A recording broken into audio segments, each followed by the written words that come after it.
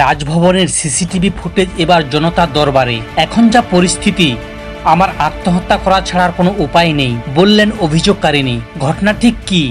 শ্লীলতাহানিতে অভিযুক্ত খোদ রাজ্যপাল সিভি আনন্দ বোস রাজভবনের সিসিটিভি ফুটেজ চেয়ে চিঠি দিয়েছেন লালবাজার, কিন্তু পুলিশকে নয়, জনতাকে ফুটেজ দেখানোর সিদ্ধান্ত নিয়েছেন রাজ্যপাল। বুধবার ইমেল আইডি ও ফোন নম্বর জানিয়ে বিবৃতি জারি করা হয়। বলা হয়, প্রথম 100 জন আবেদনকারীকে রাজভবনের ভিতরে সিসিটিভি ফুটেজ দেখানো হবে।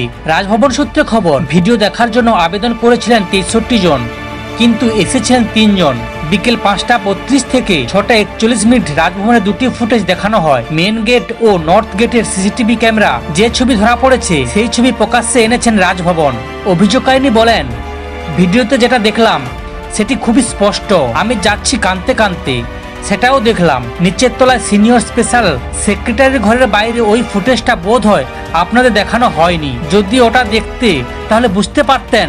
ওখানেও কিন্তু দেখা যাচ্ছে আমি কাঁদতে কাঁদতে ওনার ঘরে ঢুকেছি এবং কথা বলে বেরিয়ে এসেছি।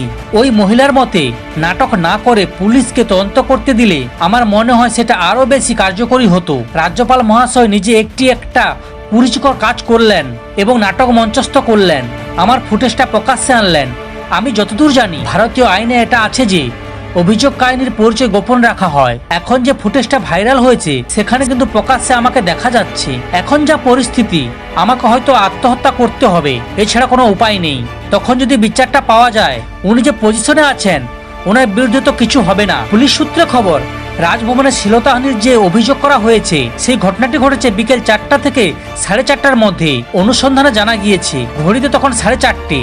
সেদিন বিকেলে রাজ্যপালের চেম্বার থেকে কাঁদতে কাঁদতে বেরিয়ে আসেন অভিযোগকারিনী। এরপর প্রায় 40 মিনিট তাকে এবিএক্স রুমে আটকে রাখেন রাজভবনের কয়েকজন কর্মী। এমনকি মোবাইলও কেড়ে নেওয়ার চেষ্টা করা হয়। এবিএক্স রুম থেকে রাজভবনের নিচের তলায় বিশেষ সচিবের ঘরে যান অভিযোগকারিনী। সেখানে তখন একজন চিকিৎসকও ছিলেন। সকলে মিলে তাকে শান্ত করার চেষ্টা করেন।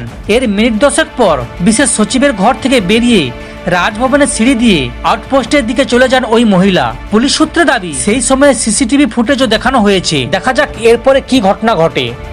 সমস্ত খবর দেখতে এই চ্যানেলের সঙ্গে থাকুন। ধন্যবাদ।